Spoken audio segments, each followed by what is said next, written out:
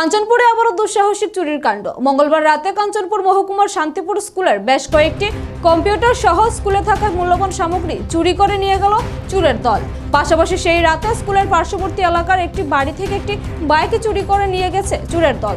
গোটা ঘটনা নিয়ে একটি মামলা গ্রহণ করে তদন্ত শুরু করেছে কাঞ্চনপুর থানার পুলিশ। তবে জানা গিয়েছে শান্তিপুর স্কুলে বেশ কয়েকবার চুরির কাণ্ড সংঘটিত করেছে চোরের দল এবং পূর্বে আরো দুটি বাইক শান্তিপুর থেকে চুরি করে নিয়ে গিয়েছিল চোরের দল। চুরি যাওয়া কোনো সামগ্রী আজ পর্যন্ত উদ্ধার করতে সক্ষম হয়নি কাঞ্চনপুর থানার পুলিশ। আচ্ছা, নমস্কার। গতকাল রাত শান্তিপুর স্কুল চুরি হয়েছে আমরা জানতে পারি। আপনাদের কি অভিমত, কেন চুরি হচ্ছে বা বারবার চুরি হওয়ার একটা খবর পাওয়া যাচ্ছে এই শান্তিপুর স্কুলে? আপনার পরিচয় এবং কি কারণে চুরি হচ্ছে এই বিষয়ে একটু বলবেন। নমস্কার, আমার নাম পরিতোষ কান্তি নাথ, বাড়ি শান্তিপুর। আমি সাংগঠনিক ক্ষেত্রেও কাজ করি। এই গ্রামের বর্তমান বুথ সভাপতি দায়িত্বে আছি। তো এই স্কুল যেটা চুরি হয়েছে, আমি আবার এই স্কুলের এসএমসি চেয়ারম্যান পদে আমাকে নিযুক্ত করা হয়েছে। তো সকালবেলা যখন আমাদের প্রাইমারি সেকশনের স্যার স্কুলে আসেন, তারপর উনি দেখতে পান যে দরজাটা ভাঙ্গা।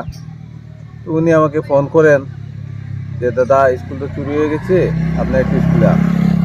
তারপর আমি স্কুলে আওয়ার পরে দেখা গেল যে দরজাটা ভাঙ্গা। তখন আমরা এই ভিতরে গিয়া দূরে থেকে এই জিনিসগুলো লক্ষ্য করেছি, অনেকগুলো আলমারি ভাঙ্গা আছে। তো আমরা কোনো কিছু ধরিনি।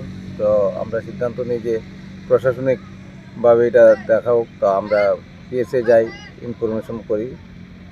কিছুক্ষণ পর পুলিশ এখান থেকে আসে স্কুলে। তো তারা ইনভেস্টিগেশন করেছে।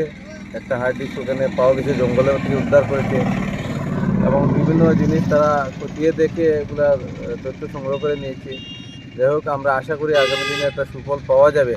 কিন্তু বিগত দিনেও আমাদের এই স্কুলটা অনেকবার চুরি হয়েছে। আমরা ইনফরমেশন করেছি, স্কুল থেকে ইনফরমেশন করা হয়েছে পিএসকে, কিন্তু আজ অবধি কোনো চোর ধরা যায়নি। তো ইতিমধ্যে এই বছর যে এইবারে গতকালকে যে চুরিটা, এটাতে আমরা আশাবাদী চোর ধরা যাওয়ার একটা সম্ভাবনা, কারণ সিসি ক্যামেরা ছিল। তো চোরেরা সিসি